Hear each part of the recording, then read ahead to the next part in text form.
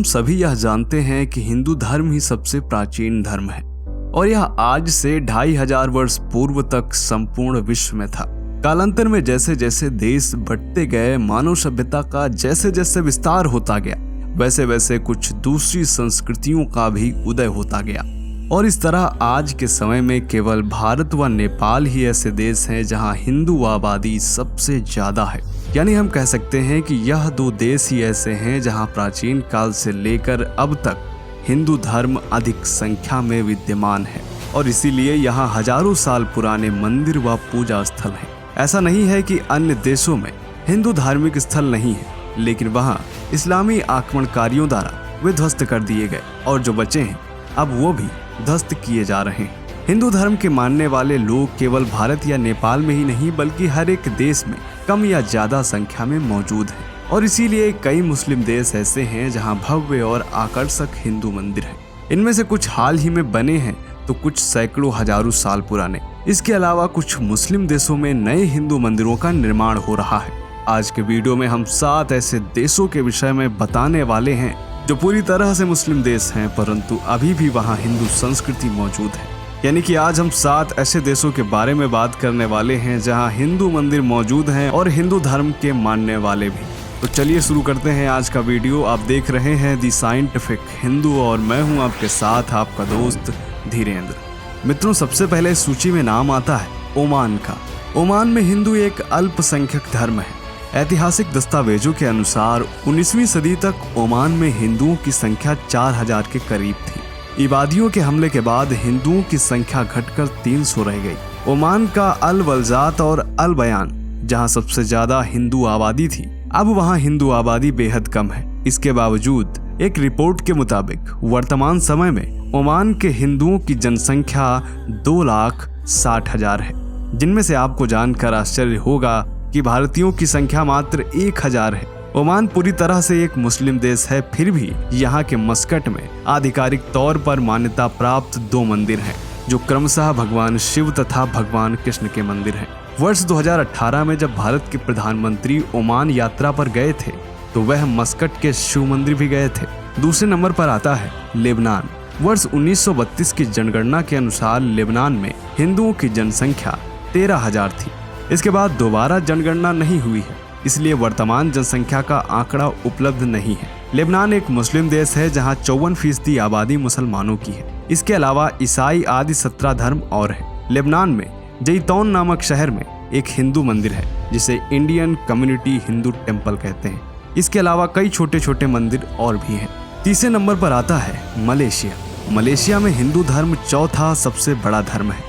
वर्ष 2010 की जनगणना के अनुसार लगभग 17.8 लाख मलेशियाई नागरिक हिंदू हैं, जो कि मलेशिया की कुल जनसंख्या का 6.3% है। ज्यादातर मलेशियाई हिंदू प्रायद्वीपीय मलेशिया के पश्चिम भागों में बसे हुए हैं। मलेशिया में 3 राज्य ऐसे हैं जहां हिंदू आबादी 10% से भी कम है। ऐतिहासिक दस्तावेजों के अनुसार 1700 साल पहले हिंदुओं का सबसे पहले आगमन हुआ।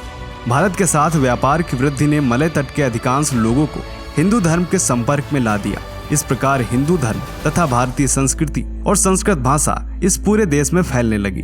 वहाँ भारतीय शैली में मंदिर बनाए जाने लगे। स्थानीय राजा खुद को भारतीय राजा के रूप में संदर्भित करने लगे।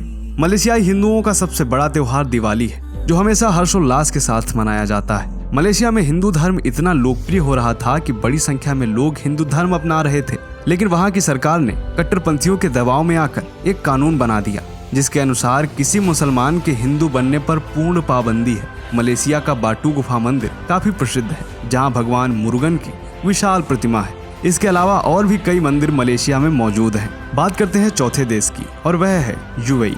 संयुक्त अरब अमीरात में अनौपचारिक आंकड़ों के अनुसार कम से कम 15% आबादी हिंदू है। यूएई के दुबई में अभी तक सिर्फ एक हिंदू मंदिर है जो भगवान शिव और कृष्ण नाम से प्रसिद्ध है, परंतु अब जल्द ही यूएई के अबू धाबी में भव्य राम मंदिर बनकर तैयार होने वाला है, जो कि करीब 1000 करोड़ की लागत से बन रहा है। मित्रों, बताते चले कि वर्ष 2018 में प्रधानमंत्री मोदी ने इस मंदिर की आधारशिला रखी थी। यह हिंदू मंदिर अबू धाबी में अल वाकबा नामक जगह पर करीब 20,000 वर्ग मीटर जमीन पर बन रहा है। हाईवे से सटा अल वाकबा अबू धाबी से लगभग 30 मिनट की दूरी पर है। मंदिर के आधार का काम लगभग पूरा हो चुका है। इसके ऊपर नक्काशीदार गुलाबी पत्थर लगाया जाना अभी बाकी है, जिसे राजस्थान के भारतीय कारीगर ही लगाएंगे। पत्थर की नक्काशी के माध्यम से प्रमाणिक प्राचीन कला और वास्तुकला को पुनर्जीवित किया जा रहा है। इस मंदिर के डिजाइन का 3D वीडियो भी जारी किया जा चुका है। यह मंदिर 7 शिखरों से सुशोभित होगा। वर्ष 2023 के अंत तक यह मंदिर पूर्ण रूप से बन जाने की संभावना है। आते हैं 5वें नंबर पर और वह है बहरीन। सरकारी आंकड़ों के अनुसार बहरीन की कुल आबादी 12 लाख है, जिसमें से 3,50,000 भारतीय हैं। यानी कि हम कह सकते हैं कि बहरीन में तीसरी सबसे बड़ी आबादी भारतीयों की है।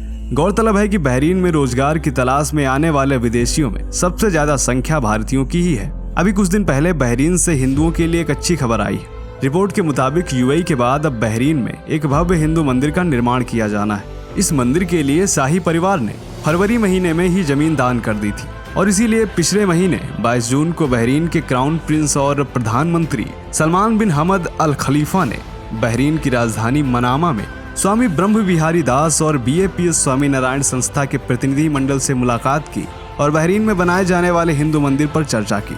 यह भी बताते चले कि बहरीन में बनने वाला यह मंदिर उन सभी धर्मों के लोगों का स्वागत करेगा जो भारतीय संस्कृति और परंपराओं को जानना और समझना चाहते हैं। यह मंदिर इतना विशाल और भव्य होगा कि विभिन्न सांस्कृतिक और आध्यात्मिक गतिविधियों के लिए इसमें जगह होगी। इसके अलावा बहरीन में 200 साल पुराना भगवान श्री कृष्ण का मंदिर पहले से मौजूद है, जिसका जीर्णोद्धार किया जा रहा है। वर्ष 2019 में प्रधानमंत्री मोदी भी इस मंदिर में दर्शन कर चुके हैं।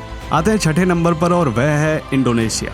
वर्ष 2010 के सरकारी आंकड़ों के अनुसार इंडोनेशिया में हिंदुओं की जनसंख्या लगभग 1 करोड़ थी। हालांकि हिंदू धर्म परिषद का मानना है कि इंडोनेशिया सरकार द्वारा की गई जनगणना में हिंदुओं की जनसंख्या को सही से नहीं दर्शाया गया है।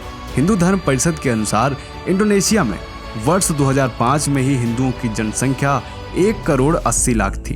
इंडोनेशिया में इस्लाम से पूर्व हिंदू धर्म काफी व्यापक था। इंडोनेशिया के प्राचीन दस्तावेज इस बात का जीता जागता सबूत है। 14वीं शताब्दी में यहाँ इस्लाम का उदय हुआ। इसके बाद धीरे धीरे हिंदू धर्म पीछे छूटता चला गया और लगातार इस्लाम का प्रसार होता गया, यहाँ तक कि इंडोनेशिया मुस्लिम राष्ट्र बन गया। फिर भी वहाँ के लोगों ने अपनी प्राचीन परंपराओं को नहीं छोड़ा। इंडोनेशिया में हर वर्ष रामलीला का आयोजन किया जाता है। यहाँ की रामलीला पूरे विश्व में प्रसिद्ध है। यही नहीं, इंडोनेशिया का राष्ट्रीय ग्रंथ रामायण है। यहाँ की 20,000 के नोट पर भगवान गणेश अंकित है। इंडोनेशिया में बहुत से हिंदू मंदिर हैं। इनमें से बाली का तनह लोट मंदिर जो भगवान विष्णु को समर्पित है। इसके अलावा पूरा बेशकी मंदिर जो भगवान शिव को समर्पित है। यहाँ हिंदू देवी देवताओं की कई मूर्तियां हैं तथा यहाँ स्फटिक शिवलिंग स्थापित है। इसके अलावा पूरा तमन सरस्वती मंदिर जो ज्ञान की देवी माता सरस्वती को समर्पित है। सिंहसरी शिव मंदिर जो भगवान शिव को समर्पित है। ब्रह्मानंद मंदिर जो ब्रह्मा विष्णु और शिव को समर्पित है।